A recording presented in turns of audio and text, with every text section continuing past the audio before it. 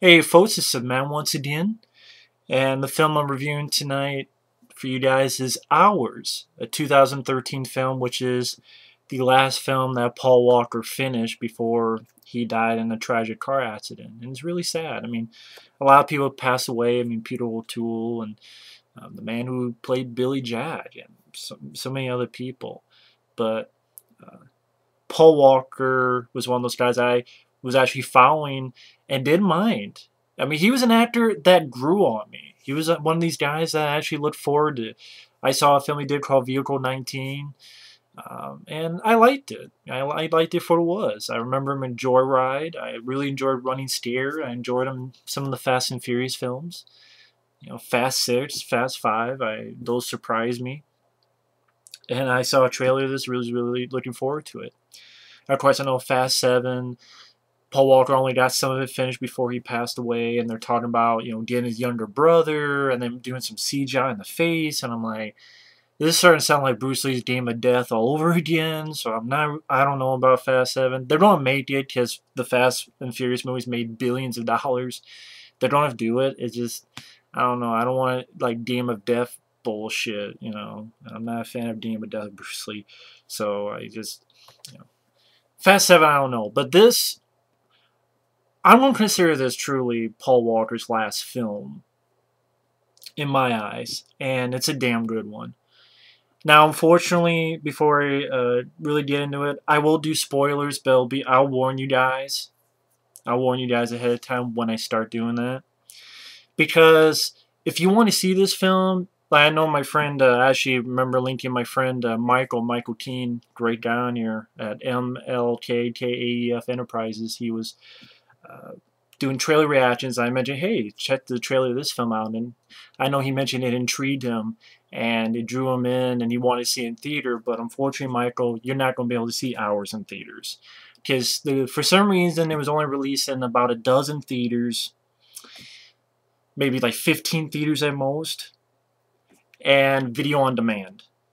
So if to Michael, if you're listening, you can't see this in the theater. There's a lot of other shitty movies you see in theaters or whatever movies, but you can't see this movie in theaters. You gotta see it on video on demand, which is sad because there's again a lot of bad movies in the theaters, but then a good film like this, video on demand. So either video on demand or of course if you download it or something. But this is one of those movies that I want to own on DVD. I want to own it. I really enjoyed this film. The story, I was worried about this film because it's written and directed by Eric Heisserer. It's the first time this guy's directing, but the reason I was worried about this guy because he wrote the Nightmare on Elm Street remake, a rewrite of the Thing prequel, and Final Destination 5. And all three films I fucking hated. I thought the Elm Street remake was Nightmare on Rape Street. The Theme prequel was a bunch of pre-cum in my face and on my tongue. And Final Destination 5 was 5 times too many. I liked the first two. 3 was pushing it. 4 and 5 suck, in my opinion. I did reviews on all those. I did reviews on all Final Destination films. They're on my channel. Same with Nightmare on Elm Street films. All of them, including the remake. And yes, the Theme pre-cum, which pissed me off. But, so I'm like, this guy's writing it, and it's his first time directing it. But I thought the guy pulled it off. I really enjoyed it. The story, I really enjoyed the story. Paul Walker is a guy who, he's with his woman. At the beginning of the film, I'm not getting the spoilers yet, this is the general basis. His wife goes into labor, takes his wife to the hospital. Unfortunately, his wife dies in childbirth, but he has a baby girl who is in need because she's was born before she was supposed to. So she's unhealthy and they need to put her in a ventilator to help her breathe and such. So they put her in that, and at the same time this actually takes place during Katrina. So the hospital and the waters is flooding in, and the storm is big ass storms happening. Some people have to evacuate. Paul Walker has to stay because his baby, they can't move the ventilator. They just can't move it at all. Then at a point loses power, and it gets to a point where he has to use this crank type battery, where when he cranks it up, it'll keep the power going for like 3 minutes at a time. So 3 minutes go by, and then when it gets close, he has to pump it up, crank it up again to get another 3 minutes. And it's pretty much the story of this guy trying to keep his baby alive until rescue comes. And I'm not going to go into detail on why I enjoyed it. I have to. But before I get into that, Paul Walker, I gave his best performance. Definitely, if you at all were interested in Paul Walker, if you're a fan of him, or if anything, this is his shining hour. I really enjoy Running Scared. I like some of the stuff he did Fast and Furious. I don't mind Joyride, but I think this is his best film that he's been a part of. I know he's done other films like Timeline I didn't care for. Lazarus Project I barely remember. Bobby Z I haven't seen. There's a lot of this stuff like 8 Below and a lot of this stuff, but this is his best film I've seen him in. He brought his A game. He did a wonderful job performance-wise. It's a one-man show. It's like one of those one-man shows like James Franco in 127 Hours, and kind of like Sandra Bullock in Gravity, even though she also had George Clooney, but sort of depending on Sandra Bullock's performance. Those are hard to do, but when someone brings their A game like Paul Walker did, and the premise is, I really enjoy the premise. It's a premise that gets me interested. I'm like, okay, I haven't seen that kind of film before. I'm interested. And it kept me involved, and it has a good heart on its sleeve. It's made me feel good. Made me miss Paul Walker even more. May he rest in peace. The film goes at a decent enough pace. I only have a tiny issue. Once in a while, the pace I thought slipped a little bit, but that's only the teeniest of nitpicks. But for the most part, and when I mean the most part, I mean like 99% of it, I thought the pace was fine. It was really a good film, a good drama, a good story with a really good performance. That it's sad. I mean, this film, I guess, was going to go straight to DVD, and I'm like, well, in my eyes, I hate this limited shit. Oh, but it got into a dozen theaters, so you can't say it went straight to DVD. I'm like, yeah, a dozen theaters that no one can fucking see. Yeah, I can go see, what the hell can I go see? The Hunger Games. Like, I give a shit about Hunger Games. I don't. If I want to see the Hunger Games, I'll watch The Running Man and see Arnold go, here's Sub-Zero, now Plane Zero. Leaving the room for my fist, go jab it to his stomach, break your goddamn spine. See, I can't do Arnold, but I'd rather see that than Hunger Games. Or see Hours. Because I would gladly see it in a theater. I'm like, you know what? Paul Walker's last film, I'm interested. I'll do that.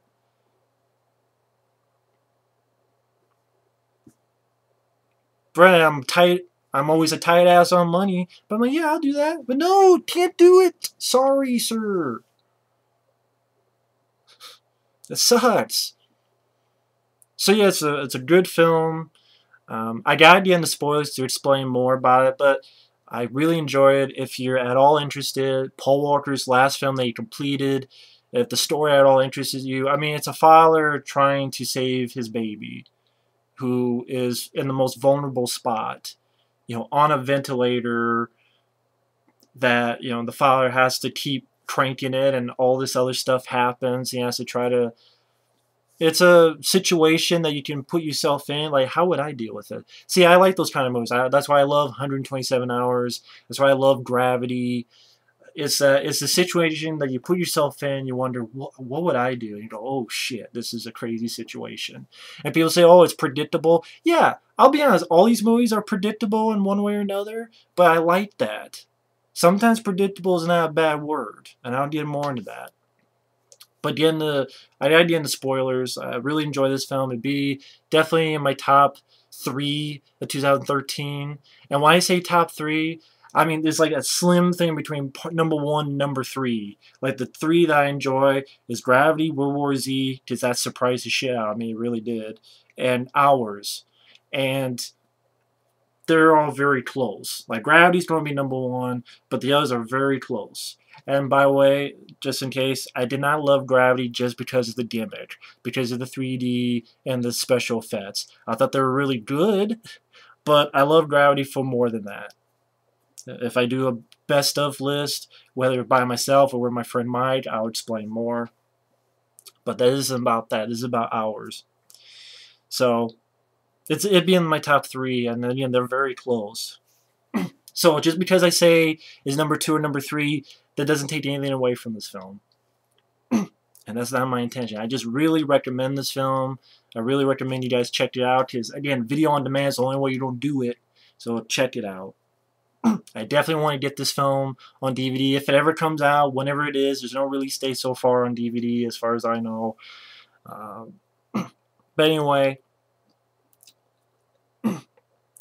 spoilers, the end of spoilers, so there you go, spoilers, starting now. The reason I meant predictable in a good way is that when I see survival films, I want them to survive. Otherwise, I'm like, what's the point of seeing a survival movie if no one survives? That's not the only reason I didn't like Gray, and that's not the only reason I didn't like Buried, but it was one of them. You know, I see a survival film, yeah, you're right, I am looking for predictable. And I didn't care for what they did in The Gray, I didn't care for what they did in Buried. That's my own personal opinion. If you disagree, that's fine. But 127 Hours, Gravity, Hours, they are predictable. But predictable isn't always a bad word. To me, this is predictable in a good way. Just, you know, you watch these films, like 127 Hours. I really enjoy the film. Is it predictable? Yeah, because the guy is still alive. It's based on a true story. So you know the guy's not going to die unless there's some freaky shit going on that we don't know, and the guy who's talking is really a ghost. So you know that he's going to be going around, he's going to be trapped in the rock, you know that he's going to cut himself off some way or another, and you know, if he's been there for a while, he's going to have a time where he's going to have to drink his own piss, Waterworld style, and of course that all happens, and then he's going to get out of there because in order to tell his story, because it's based on a true story, and the guy's still alive. At least by the time the guy was, you know, alive for a while. I think he's still alive. I'm not sure. I'm sure he is. I didn't follow the too much, the real life story too much. Same with, you know, Gravity, and same with Hours. I mean, you know that, okay, the storm's going to happen. You know that his wife's going to die. I mean, if you see the trailer, you know. Let me put it like, if you see the trailer, you know what's going to happen. And, you know, it's either he's going to die at the end or he's going to live at the end. You know, that's really, I mean, that's, and to me, if you do a survival story and they just die at the end, it's just, oh, great. Or it's just going to be one of those, the sacrificial death is not really that original either. I mean, that's been done dozens of times either. Hell, it was done in 2 sci-fi movies this year at least. Of course, if I mentioned that, it would be, oh, I gave it away on those, so. Since I already gave away the ending, the Buried and the Gray, so I'm sure that pissed people off. But, so I was fine with that. Yeah, Paul Walker lives at the end, and his baby is with him. And I was fine with that, because if this is Paul Walker's last film, I don't want his last film to be, oh, he dies. It just really would have been, you know, considering he passed away in real life, it really would have been, you know, just depressing as all hell. I never want to see the film again. But that's not the only reason why I enjoyed it. I thought it was well shot enough. I thought it was cool that there was, I didn't notice any shaky cam, which I was surprised by. There's no shaky cam. Because a lot of times these movies tend to do shady cam, and I'm glad for that. The supporting cast, there's not a lot in the supporting cast. Because there's just not a lot of other actors, but I was fine with that. The reason I mentioned before that the pace was a teeny bit, could have been tightened a teeny bit, is like one instance is they show 2 flashbacks.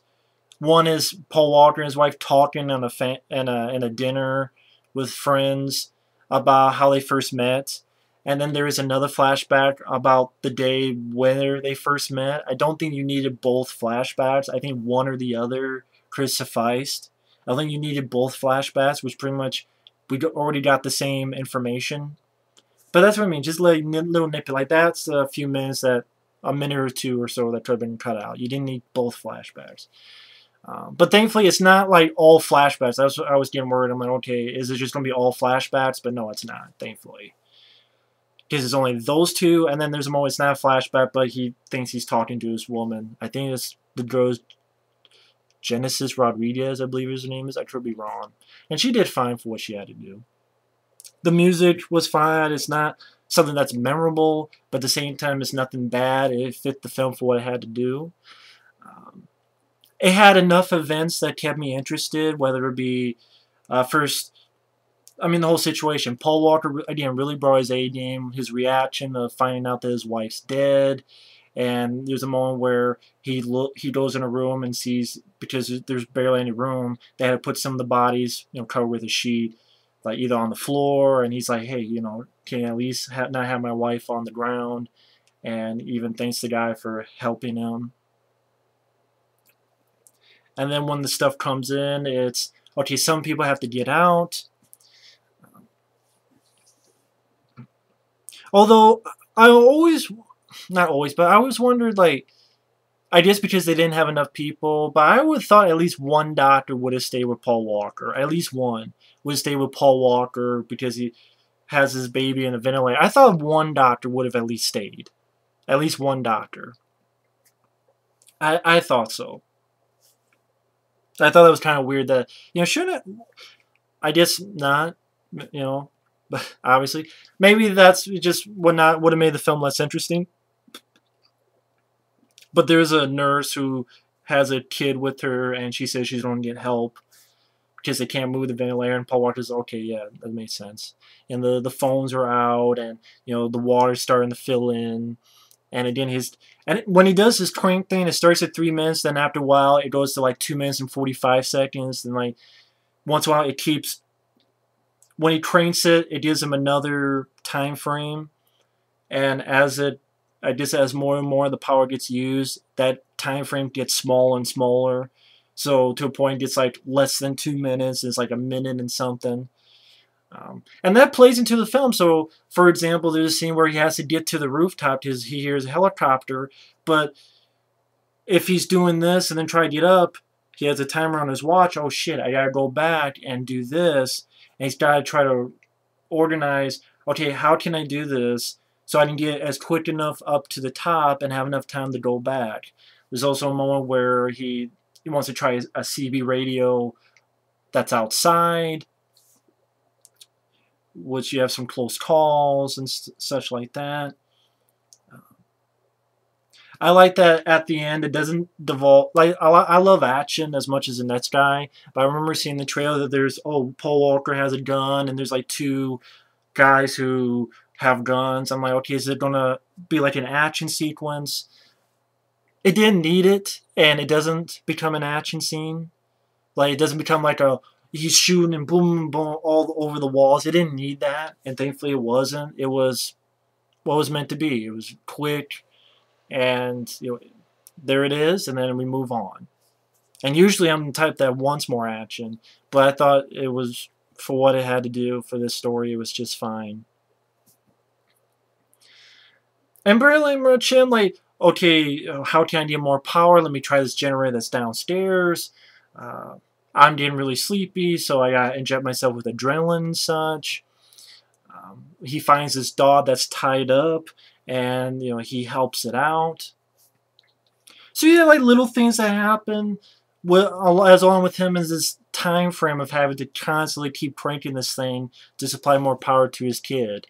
And Paul Walker throughout it, you have some good monologue that he has. Is he going to be a good father? Talk about his family. About your mother. She was this and that. And once in a while, you have a newscast, probably from back in the day when Katrina happened.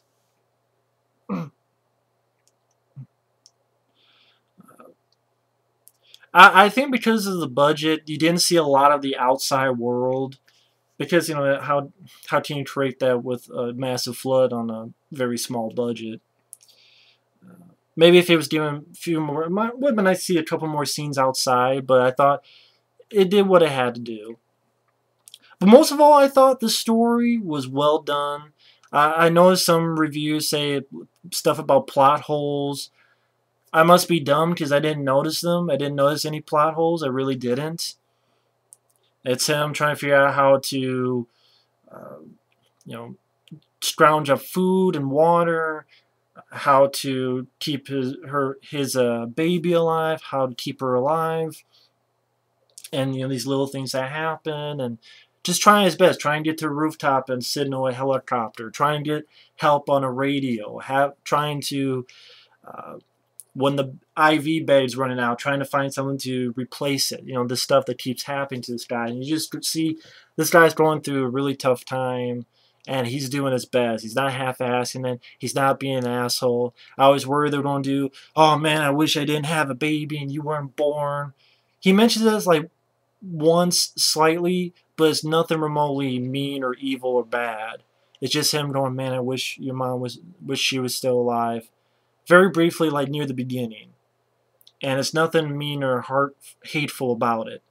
And you see that he's just, it's not him, oh, you know, I don't care about this baby, and then him, no, they don't do that, which I'm glad for. Because, you know, the movie could tend to, oh, yeah, I hate this baby and this and that. Oh, now I love her. No, they don't do that, and I'm glad for that.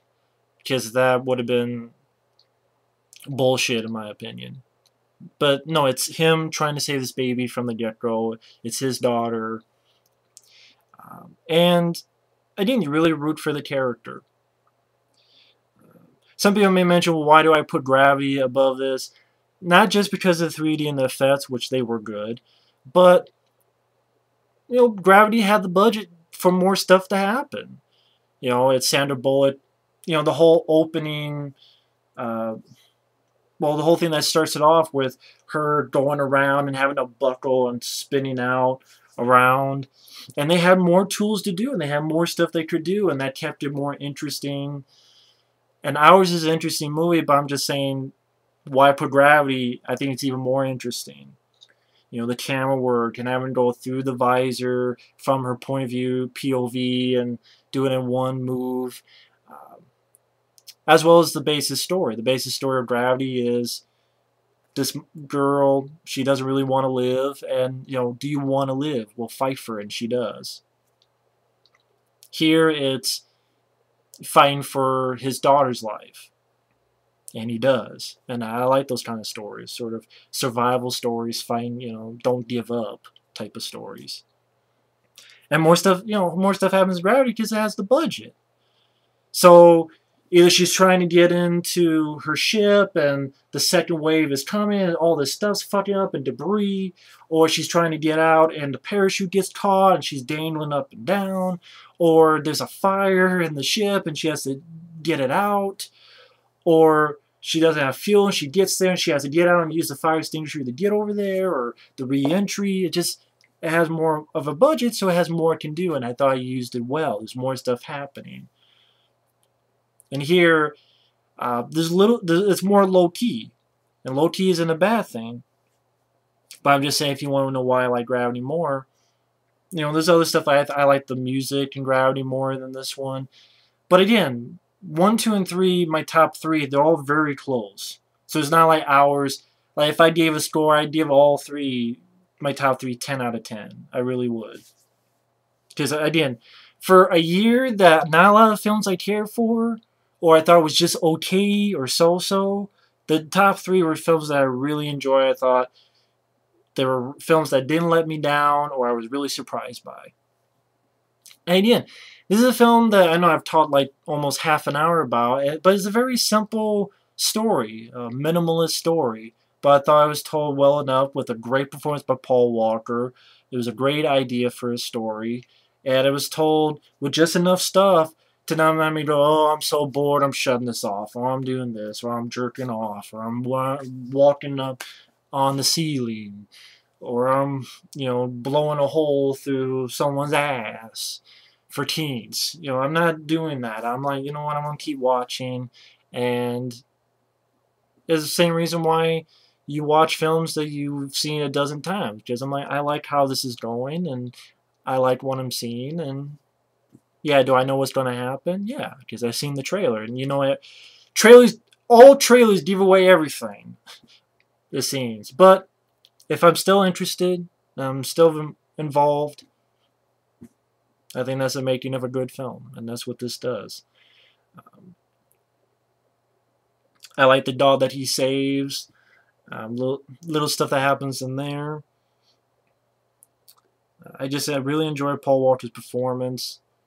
Guy who you really care for his plight. I thought the guy for his first directing job, he did a really good job. Eric Heisserer. See, don't write original stuff. This is what I'm talking about. Write original stuff. Not remakes like Elm Street, or prequels like The Thing prequel, or sequels like Final Destination 5. Write original stuff like this. That's cool.